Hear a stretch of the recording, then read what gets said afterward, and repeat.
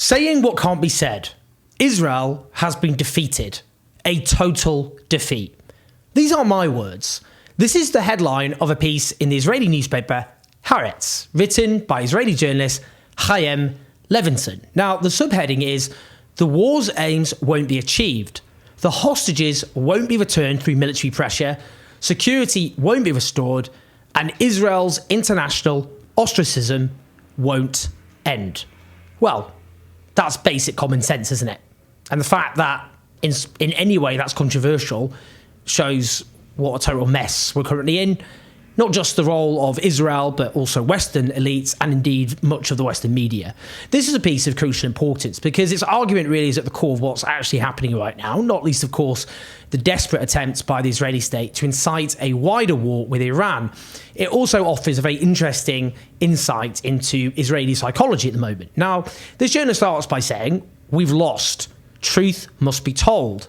The inability to admit it encapsulates everything you need to know about Israel's individual and mass psychology. There's a clear, sharp, predictable reality that we should begin to fathom, to process, to understand, and to draw conclusions from for the future. It's no fun to admit that we've lost, so we lie to ourselves."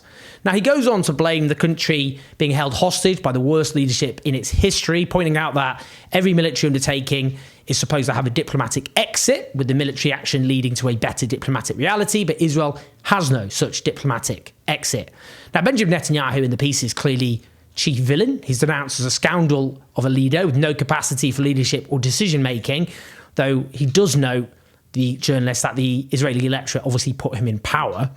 It bemoans what could have been a short, powerful, aggressive, it suggests, eminently justified campaign. It goes on to quickly root out Hamas with, well, we'll talk about that, with a coalition of countries then carrying out reconstruction with a new viable alternative to Hamas being created, whatever that actually would mean in practical terms isn't made clear. He goes on to describe what he clearly believes to be mass delusion, that with just a little more time and with a little more effort, the hostages will be released, Hamas will surrender, and Yahya Sinwar, the leader of Hamas, will be killed, summing up the mood as, after all, we're the good guys and good will triumph, throwing in the imminent implosion of the Iranian regime as another example. He believes that there may never be a safe return to the northern border of Israel thanks to Hezbollah in Lebanon, that not all hostages will return either alive or dead, the whereabouts of some will remain unknown.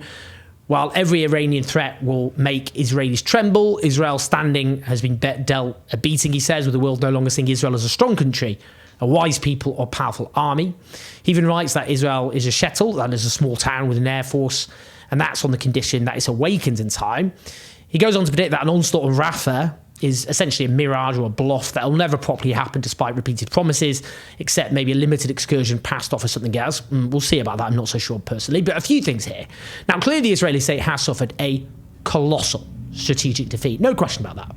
If you had been told 6 months earlier that at this point in April, Israel would still be fighting in Gaza, that it would not have retrieved huge numbers of the hostages who'd been seized, that Hamas had not in any meaningful sense been defeated or even close, you'd have rightly concluded that clearly things were going to go disastrously wrong on the terms set by Israel. Now, firstly, in terms of the hostages, and again, let's be clear, and I've always been clear, that taking hostages is a grave war crime for which there is no defence.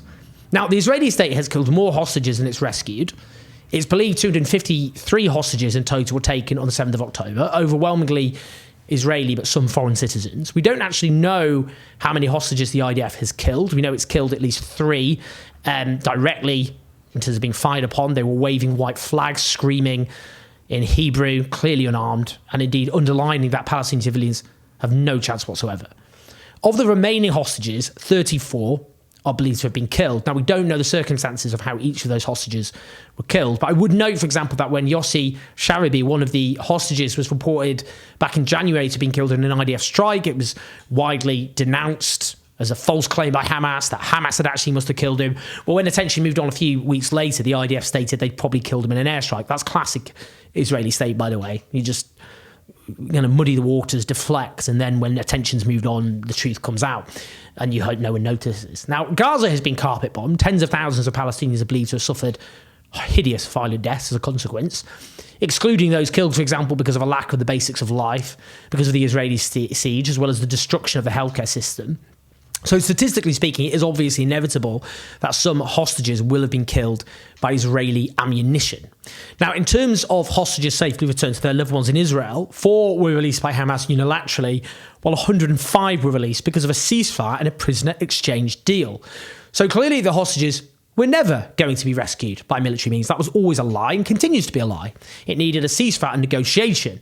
And that meant releasing those described by the courageous Israeli journalist who also writes for Haaretz, Gideon Levy, as Israel's own hostages, then being released as well. Huge numbers of Palestinians held without charge, including kids. And before the 7th of October, the charity Save the Children reported the physical and sexual abuse of child detainees by the Israeli military authorities.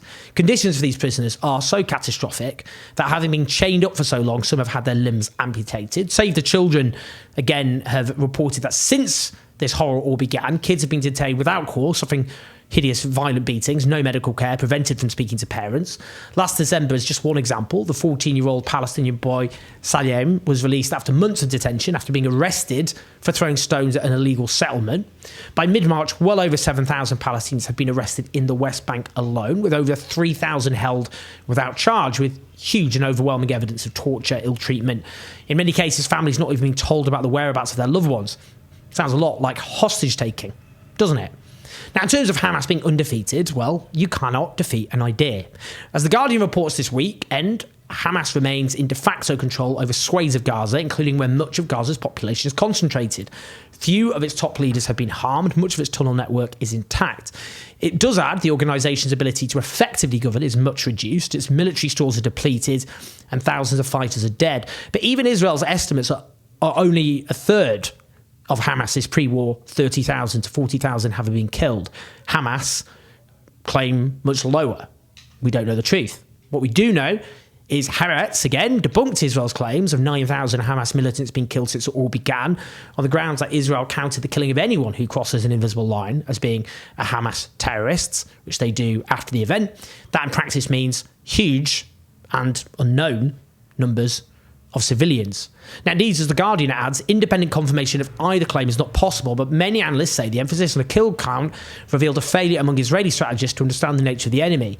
The very straightforward problem here is you just, again, I keep saying it, you can't kill an idea. The Palestinian people, like any other people on earth, are never going to accept being occupied by a hostile power. It's not going to happen. They'll never accept their land being stolen and settled on, colonised by a hostile power. It's never going to happen. And they're never going to accept being butchered and maimed by a foreign power. It is what it is. Now, the latest polling of Palestinians across Gaza and the West Bank suggests Hamas will win 60% of the vote, compared to 28% for Fatah, which rules in the West Bank presently. Bear in mind, Hamas won 45% of the vote in the last 2006 legislative elections. This is totally predictable. Hamas has obviously been strengthened amongst a population which has suffered a genocidal war. Clearly, they were never going to militarily defeat Hamas. It's just a lie from the beginning. And they're not completely stupid. They surely knew this, which is why you end up in genocidal territory. That's the truth. It's why the Israeli state clearly just wants to rid Gaza of the Palestinian people. And that must, by necessity, mean genocidal behaviour, because people don't want to leave their homes. Now, in terms of killing Hamas militants, as though that's a static number, obviously a number of those who've watched their loved ones being blown apart by Israeli weapons are going to take up arms. They're going to want to fight for the rest of their lives, in some cases. The naivety in this article is the argument there could ever have been some form of military victory, that there was another form of military victory that was possible. What's happened instead is public opinion in the states which Israel depends on has dramatically shifted against it. In the United States, where criticism of Israel, frankly, for a long time is practically regarded as beyond the pale, polling now shows that 55% disapprove of the Israeli military onslaught, with just 36% approving. More Americans than not believe genocide has been committed by Israel. In the UK, a poll 2 months ago found 61% of voters have an unfavourable view of Israel, with 20% having a favourable view. That's the lowest level ever recorded in terms of being favourable for Israel ever. Now, I doubt things have improved since mid-February, do you? This matters because something's got to give. Voters are increasingly going to turn against the unequivocal support their governments have given to Israel. Now, at the same time, it talks about the lack of security for Israel, this article. Well, again, I mean, that won't change. That won't change for the basic underlying problem, which is the suffering of the Palestinian people. I'll come on to that. Look, I mean, the problem with the article is it suggests this is basically on Netanyahu. A useful bogeyman to have, to be sure, but this is inevitably where the logic of settler colonialism and the underlying dehumanisation it requires takes you.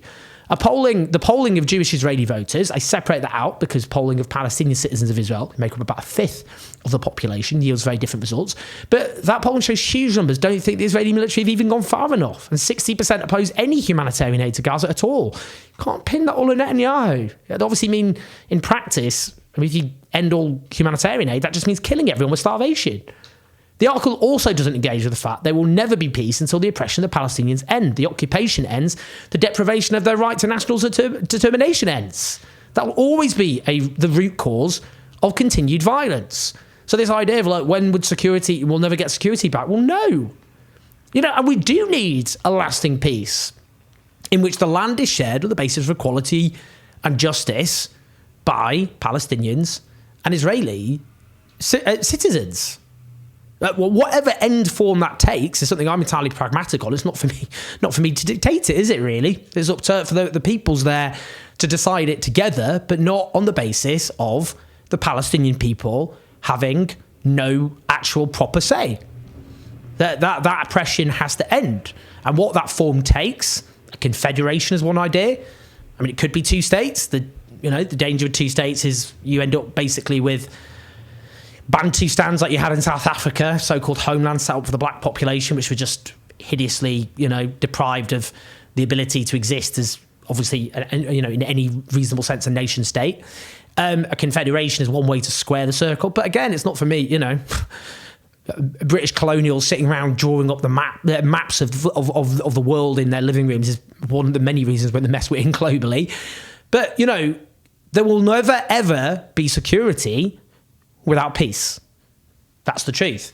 Where I do agree with the article is the Israeli state has suffered a catastrophic defeat, which is why it's manufactured a confrontation with Iran by bombing the consulate in Damascus and setting off a chain of events which threatens a massive regional or indeed global war. So we're all at risk now because of the calamity that Israel has brought upon itself.